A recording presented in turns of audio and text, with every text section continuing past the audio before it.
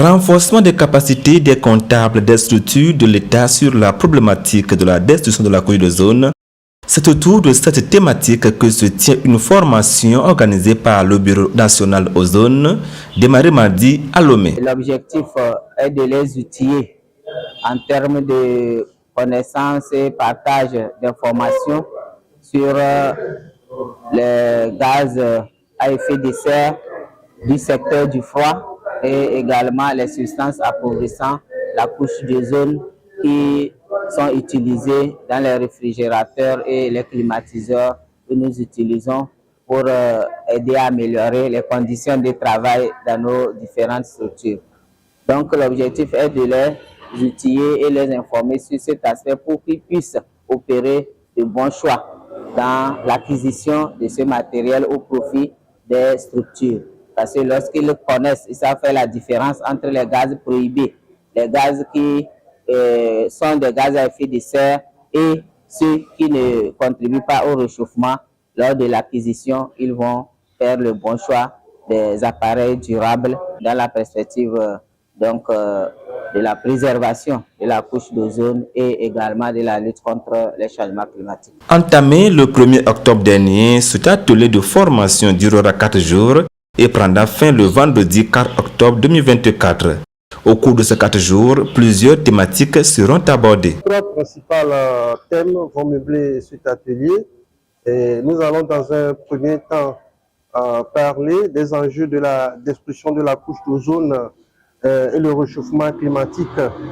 Donc sur ce, nous allons aborder les effets, les impacts de la destruction de la couche d'ozone sur l'environnement et sur la santé. Nous allons préciser quelles sont les causes qui sous-jacentes à cette destruction-là et au réchauffement climatique. Question de sensibiliser sur les bonnes pratiques et l'adoption des équipements appropriés. Nous allons ensuite parler des réfrigérants principalement. Donc les différents types de réfrigérants, quels sont les domaines d'utilisation de chaque type de réfrigérant. Parce que les réfrigérants, il y en a une large gamme, mais il y a des domaines spécifiques pour chaque type de réfrigérant. Et nous allons parler également des aspects environnementaux liés à chaque type de réfrigérant et également l'efficacité énergétique. Quel réfrigérant est beaucoup plus, si vous me permettez le terme, beaucoup plus économe et quel autre va à une consommation beaucoup plus élevée en énergie électrique. Et après, nous allons travailler sur l'outil Kobocolot pour permettre à ce que nous puissions avoir des bases de données, des indicateurs par rapport à l'utilisation de ces appareils dans les différents départements ministériels. Cette séance de formation a été ouverte par le représentant du ministre de l'Environnement, M.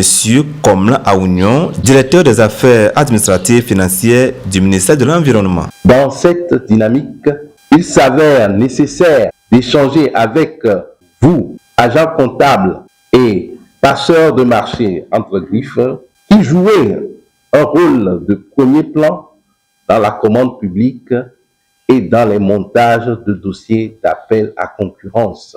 C'est aussi l'occasion de revisiter la réglementation relative à l'importation et d'entrevoir une approche de gestion aux équipements en fin de vie et de renforcer vos connaissances sur l'utilisation de l'un des logiciels que vous utilisez souvent pour constituer vos bases de données, notamment le Kobo Toolbox.